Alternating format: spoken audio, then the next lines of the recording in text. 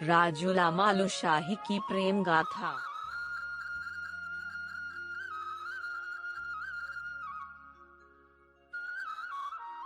कत्यूरी राजवंश के एक राजकुमार मालुशाही और तिब्बत सीमा निवासी एक साधारण व्यापारी की पुत्री राजुला के प्रेम से उपजी यह कथा सदियों बाद भी उत्तराखंड के लोक गीतों में जिंदा है।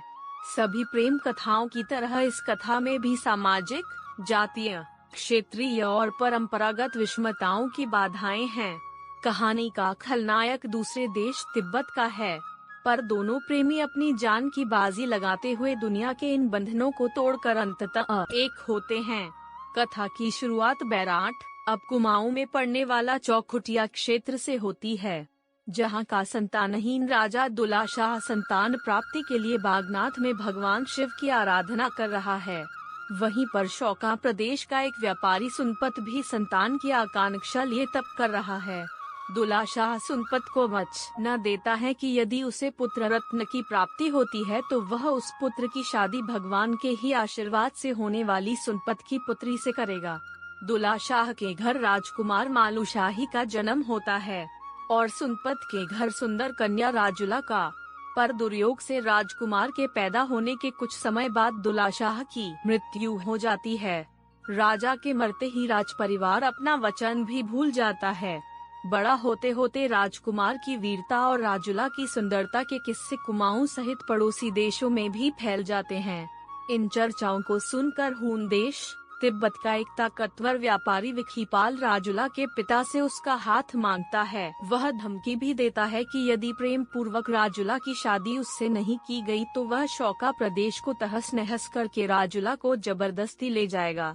वर्षों से बैराट से कोई संदेश न आने से असमंजस में पड़ा सुनपत विखीपाल की धमकी से डरते हुए उसके आगे झुक जाता है।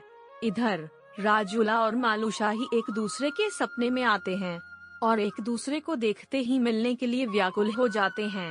अपनी मां से रंगीले प्रदेश बैराट के बारे में सुनकर राजुला हीरे की एक अंगूठी लेकर अकेली मालुशाही से मिलने पहुंचती है।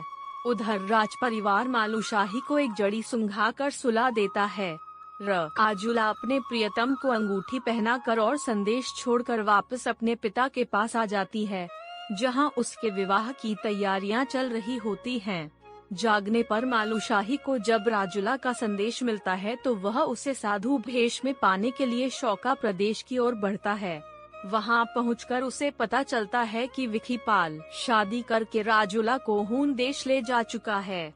मालुशाही हून देश की ओर बढ़ता है। रास्ते में उसे मारने की कोशिश होती है, लेकिन वह राजुला के महल तक पहुंचने में कामयाब होता है।